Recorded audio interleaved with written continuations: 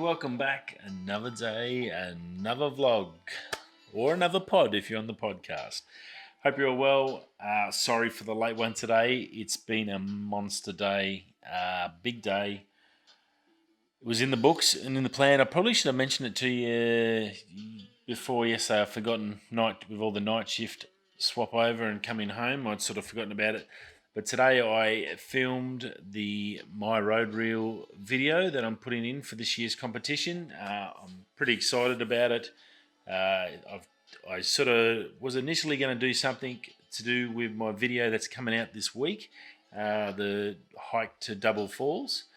But I thought I couldn't get that under 3 minutes, and I couldn't do the behind the scenes under 3 minutes, so it just didn't work. So if you haven't heard of My Road Reel competition, it's an annual competition that Rode Microphones put through. That's the guys that make the Wireless Go and Mi Video Micro. They're an Australian company. They're really good quality products.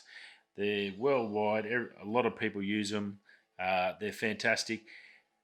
Whether they're the best or not, to me, they're fantastic for the price. They're amazing. I can't say enough about them. And they're Australian, so super proud to support us Aussie company.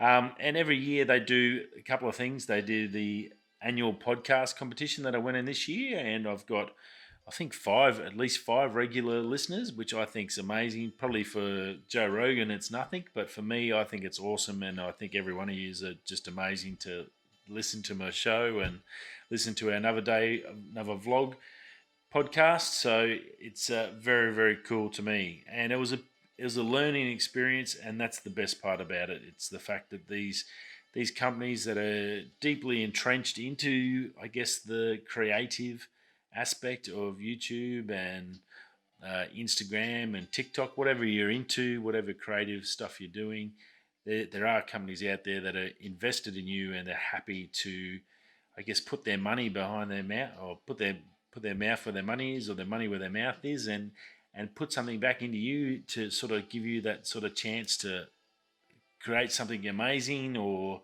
something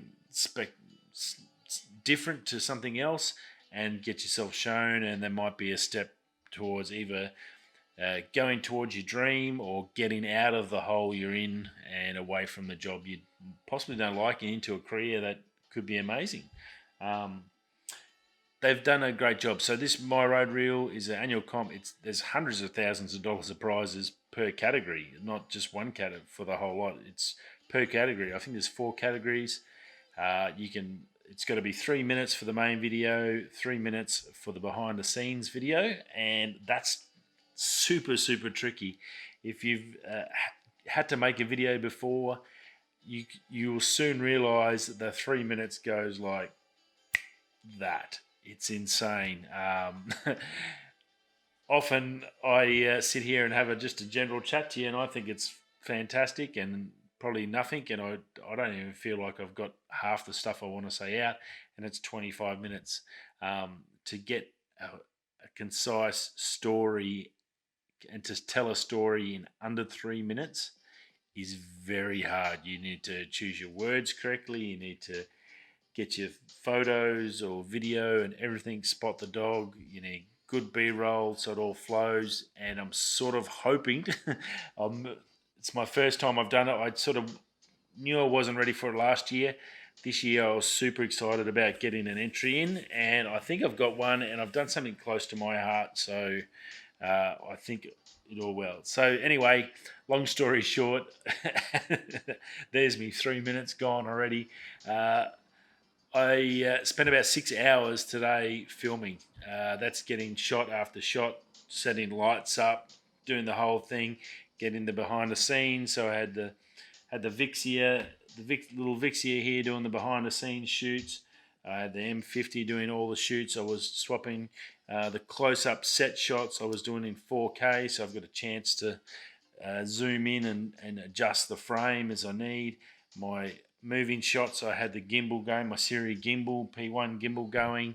I was trying to fit everything I'd learnt over the last 2 years, I guess, into this video. And for me, it's not a matter of winning. That would just be insane. I think it's like as I said, it's hundreds of thousands. I think it's like 200 to 250 grand or 200 grand plus prizes, like insane prizes, like lights, uh, microphones, all sorts of awesome prizes. Definitely, if you're a creative of any sort, of any level, and I think that's the beauty of it, of any level, you can have a crack at this because it's a great learning experience.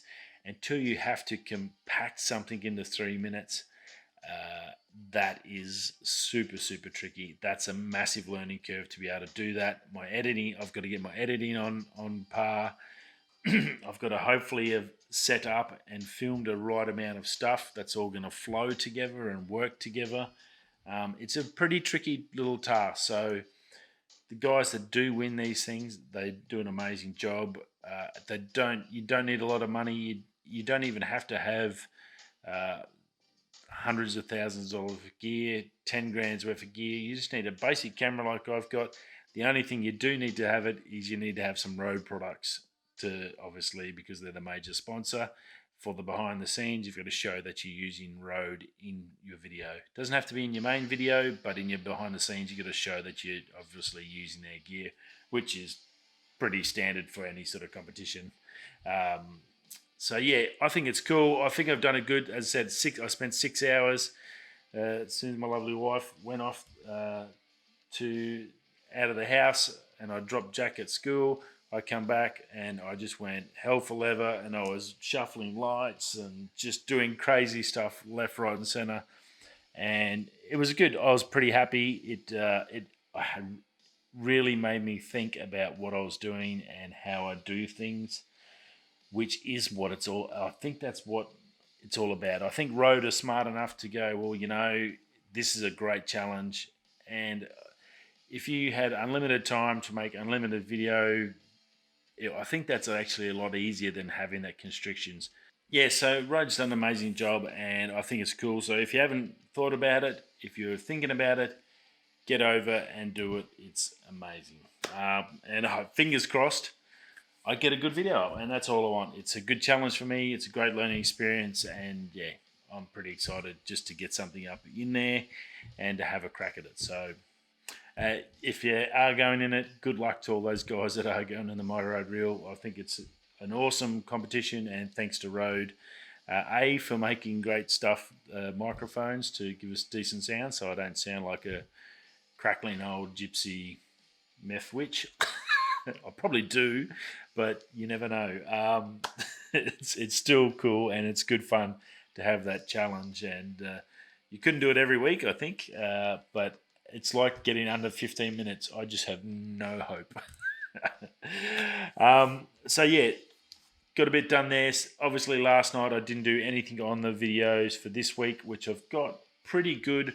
All the photos, all tickety-boo, ready to go. So I've got them locked in. I think there's like 12 or 13 photos. I'm super happy. Some really nice panoramas. That was the big thing I took out of the Double Falls hike. I sat there because I was on a beautiful escarpment, and I had this beautiful big escarpment across from me from where the falls are. It was just amazing, just gorgeous, gorgeous country. The more I see of it, the more I am impressed by it and super stoked. So no dramas with that. Way I've worked it out is I'm going to do the actual video first, and then I'll do the behind the scenes one. I'll release maybe midweek, maybe end of the week next week, sort of to back it up. So as a how-to video on the how-to playlist. Excuse me. But that's all looking pretty good. I've got tomorrow to do tomorrow's show, and then I've got the weekend. But I'm going to spend some time tonight starting on I've got it all set up. We're just going to start putting the video together and editing it. So I've got tomorrow or tonight, tomorrow night, and so I'm anticipating probably around a Saturday sort of mark for it. So see how we go. Looking pretty good in regards to that, but it should be a good video for you. Well, it should be an amazing video because the country was just epic. So very cool. All depends on my video. Yeah, I do have a ton there, so I've got to get through a lot, but yeah, it did come up good. Rightio, let's get into some news. Why not? Canon Rumors, we're going to start with the boys over there. Some good stuff there. For you guys that do have an R5 or an R6, there's a new firmware uh, compatibility update. The R6 is getting a heap of firmware stuff done, things like settings, lenses, stabilization sort of fixes. There's a big list there. It's not super like major like temperature stuff like the R5 had. It's more finesse stuff like if you put a certain lens on, you get a certain code up, bits and pieces like that. So if you are lucky enough to have an R6, there's a heap of stuff coming through to fix just the basic gremlins, I think. Uh, I'm assuming these things were rushed and pushed out at a high speed. As always with everything nowadays, it's now. So look, it's good to that at least they're coming out with the after it's been released. At least they're coming out with these firmware updates, so you actually can fix a lot of the issues. So very cool in that regards. R5, the main stuff there was just stabilization stuff. Again, in different scenarios, stabilization doesn't work or didn't work. So these fixes are just more so gremlin fixes for that regards. Now, other stuff from the Canon was the fact that the limited supply. We knew early on when they talked about the release of this that it was probably going to be a limited run of them because of COVID with all the stuff happening. To get the cameras out in high speed was just not going to happen as per normal, and it looks like it's pretty evident with that. With B&H sending an email out to all its pre-order customers that they're not getting any more stock till October. That's when the next release is, and obviously where you are in the queue. So if you'd ordered one already, basically just giving you an update, which is great to see B&H doing it, and that's fantastic. And it's sort of good for us, gives us an idea of how well they're going and where they're at. Canon, I'm sure, are doing absolutely like any company would. Doesn't matter who it is, Canon, Apple, Sony. You're going to hit when you hit a snag. I'm sure the first thing you do is we got to fix the snag as quickly as possible before we get the bad press. They're doing everything, and I'm sure there's going to be the haters out there that are whinge and bitch and moan, but it was clearly evident before they actually went on sale and got released that there was going to be that issue with everything going on in the world. It's crazy to think that you couldn't. It's taken me, for an example, put a COVID example in. I ordered a brand new MacBook 16. I ordered a brand new cover for my keyboard so it keeps the dust out. I had one on my old MacBook and it was the best thing ever. I had that on order. It's been nearly 7 to 8 weeks and it's only just got to Sydney from LA. 7 weeks, and it's got from California to Sydney in 7 weeks. Some things are crazy. I sent my old macro lens, my old Pentax vintage lens macro. I sent that to a guy I sold it to in Switzerland, and it arrived in like a week. So it's very hidden. The freight is just insane. It's very hit and miss. He couldn't believe that he got it so quick. I couldn't believe that it had rocked up so quick. So it was pretty awesome for me to get that to a customer. But on the flip side, as a customer, I'm waiting for something I've ordered 7 weeks, and it still hasn't got. It's finally got to Australia after 7 weeks, but it's stuck on the other side of the country. And getting stuff from east coast of Australia to the west coast can be another 2 weeks. So I'm not anticipating getting that until I'm home next. So yeah, just insane in that regard. So look, it's fantastic that at least they're coming out and telling people. That's probably the most important thing, just being honest and open with their customers. That's all you could ask from a company. If they don't do that, that's when you have every right to sink the boot in, I guess. Now, the EOS 70 C70, that cinema camera I talked about, I think about a week or two ago. The little tiny compact cinema camera looks pretty darn cool. Going to be something I think that's going to take on the likes of your Reds and Black Magics. I think it's going to be well above a level of, say, an A7S III video-wise. It should be anyway. That's coming out. That's going to be released on the 24th of September, which is actually the start of an event which I hadn't heard of, but I did find out today with this on Canon Rumors, the Canon Vision Expo. Basically, with COVID shutting down everything, Canon's got their own little thing happening. It's over 2 days, 6 live stream talks over the 24th and 25th of September. All the latest releases, plus they're going to have their gurus go through cameras and lenses and explain all the good stuff about them. Q&A sessions, and it's all going to be done online. So you actually can sign up to get part of this group. I think it's through Canon Europe. I went through and signed up so I can get the latest updates to try and get them out to you. But that should be pretty interesting. It will be, fingers crossed, we may hear something or at least get some talk about where the M series is going, because that's my biggest priority. I'm waiting. I've decided I'm going to sell the 1DS. That's going to go because I want to prepare for the new M50 or the Mark II or the next level up because I want to get a drone. So that's my next thing, is to get a drone, but I'm going to sell the 1DS. I'm going to move the Vixia on as well. I'm going to sell that. It's been good. It's just obviously not as good as the M50 for picture quality. Other than that, it's been like, if for a start off, if you're starting off, I can definitely recommend as a start off thing. I'm sort of not in the start anymore. It's more advanced. I just need a little bit better picture quality. That's the only thing. It's just not as sharp as the M50 with the Sigma lens, or even the 15 to 45 lens is not as, is a little bit sharper than this. So that's the only drama I have with it. Recording time and everything with it, color, all that really worked well. It's a good little unit and quite handy. I just need a little bit more. So I'm going to let these go, because I just carrying this around with it, just got a little bit too much noise in it with the old girls, and that's the biggest thing I found with the 1DS. The pictures are fantastic, but just low light, it's not real good. The stuff in daylight, there's a couple of really good shots I got on the 2 fall walk, or my new video coming out, and one of them was a panorama I did with this, and it come up really good. Daylight, it's fantastic. It's pretty hard to beat. Now, I don't know if it's really the lens, but it's just heavy. It's just a big, heavy camera, and you compare that to the quality I can get out of the M50.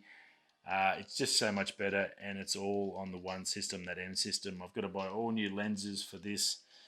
Yes, I can use them on that with an adapter, but I'm trying not to. I'm really hoping we get some good stuff out of the M series when it comes out to do that way. But yeah, so 24th, 25th of September, get ready. There should be some stuff out of Canon. So we've got a huge month coming up for September. We've got the Sony and Apple next week, and then basically the 24th, 25th will be the next week. And then that's going to be the Canon stuff. So yeah, super mega excited about what's happening and can't wait. Lots happening in that regards.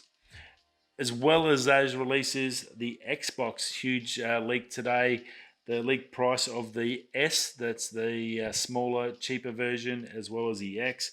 The prices and dates for it coming out. That was leaked, and then Microsoft came out and confirmed all this.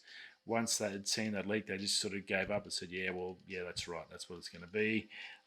Look, for that base model, the S, they're talking about, which is a little white, that looks like a dishwasher, a mini dishwasher, or a speaker box, or a little subwoofer you put in the back of your car.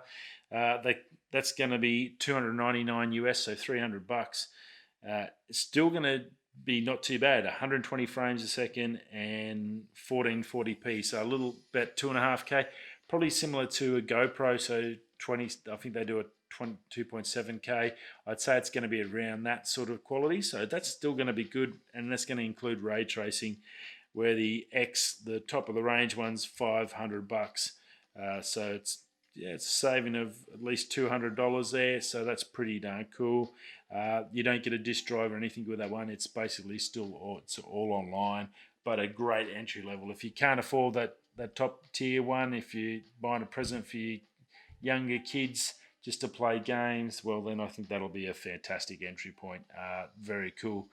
The Sony's not going to be able to hit that lower mark because they're basically their two versions are basically one's disk drive, one's non-disk drive. So there's not too much or not as much profit savings that they can save there, or cost savings they can do between that margin. So it's basically just the cost of the disk drive, and that's the only difference. So very, very cool. Be interesting to see how Sony does react on that, though. Whether they can sort of sharpen their pencil a little bit more and maybe take a couple of more digits off, maybe drop another $50 off their non-disk drive version, and really sort of give them a chance to fight up against this. So very, very cool. And other things, Android 11, if you're an Android fan or a user, the Android 11 should have come out today or last night. So that's out and about. So you should have a whole new suite of features in messages and all sorts of stuff in there. So go check. I'm sure you'll be checking that out. So this is a pretty big one. There's a heap of new stuff. I'm sure if you haven't already noticed and you've got an Android phone or an Android device, you'll be going, what the hell? And definitely worth the update from what I've seen so far. It looks like there's some pretty cool stuff. Now, last but not least, the new Motorola Razr 5G has been released. The first model came out. When it came out, I think I said to you, I was pretty impressed as a phone-wise. I do remember the old Motorola's, the old flip phones, and I thought it was actually going to do pretty well. It pretty much bombed. So did the Galaxy, the Samsung Z Flip. Both did pretty much nothing really flash. Even did the Folds, but the S20s and the Notes, that solid phone still seems to be the one that everyone's really keen on. I guess it's what they're used to, everyone's used to at the moment since the iPhone came out. So it's going to be interesting to see how this one goes. They've done a heap on this. Looks fantastic. Super, super like trick stuff. Heap of more work on the front display. That's OLED, both OLED screens. Go through the specs. 48 megapixel camera. Obviously, when it flips over, it's your selfie camera, so you can take your selfies. When it's folded up, you get a 48 megapixel photo, so that just blows everyone else out in the selfie department. You're not going to get a better selfie photo, so that's very cool. It's optical stabilized, which is a huge, huge thing. So if you're shooting any sort of video, soccer games, sports with the kids, your kids running around, you basically got a gimbal in your hands. It's going to be like normal mechanical stabilization for your camera. That is going to make a big difference. I did look at some sample video they had on the site, and it looks like it does make a big difference. Digital is not the best, no matter what they say, but optical makes a big difference. It's basically like suspension for your sensor. That will be a pretty cool feature, I think. It's got quick view display, and that's one they've done a heap of work in that. You can basically watch YouTube videos without even opening your phone. Full controls, voice controls, text. You can actually text on there and reply to messages without opening the phone. Very cool. That's a 2.7-inch screen, OLED on the front, and that's glass. And on the inside is that flexible display, 6.2-inch display with that 21.9 aspect ratio. Great for videos. It's got a Snapdragon 765G, so the second version of that. It's obviously not the 865, the big girl, but it's still got plenty of grunt. 8 GB of RAM, 256 gigs of storage. It's got a rear fingerprint for the security. There's obviously no FaceTime or anything, and it's actually the logo on the back of the phone. So I thought that was pretty smart how they use that. Now, it does sound like it's got a smaller battery. It's not a big phone. It's a skinny phone and folds up pretty tiny.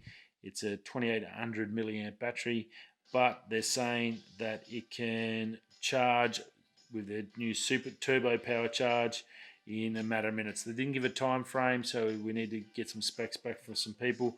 But 15-watt turbo power charger comes with it. Very, very cool. They are saying it will give you 24 hours of battery life on general use, so I think that's pretty cool. Other than that, it does have no headphones. That's the only other sort of negative to it. Look, it looks great, and it comes out in a gold, a grey, and a silver. They've got fancy names, but that's basically it. It's one of those phones that's probably not going to be able to come with a cover, because a cover is going to need to be two-piece, and it's going to look ugly and it'd be a pain. But look, the phone looks beautiful. It's a gorgeous phone. It's a flip phone, so it's got that tiny form factor. It's one of those phones that'd be great if you're going out in the night in the town, because you can slide in your pocket and not stick out and look like you've got a friggin' iPhone 6 Plus like I used to have, which was just huge, or one of these Max things they try to sell now, which is just crazy. So I think it looks great. If you're an Android user, this is definitely a premium product and something worth having a look at. If you haven't used them before, definitely go and give it a crack. Rightio, that's it. I will see you all again tomorrow for the last day of the week, Friday show. Hopefully we get as much news as this. It was a pretty busy day, actually, or the last day and a bit since I've been home. I crashed last night. Bence, my little chucky lad, come up and give us a cuddle on the bed, and I think I passed out, and he was still sleeping on my bed when my wife came in, so it was pretty darn cool. Anyway, I got me good 10 plus hours, and I feel a lot better today. Hope you're all well and safe wherever you are, and not stuck, locked down. Hopefully not too much longer. Another 6 weeks, I think, for the 4 weeks at least for the Victorians. Not much fun, but hopefully I can bring you some news to keep you entertained, and we'll see you soon. Radio, whether you're coming this way, that way, I'll catch you tomorrow. Peace.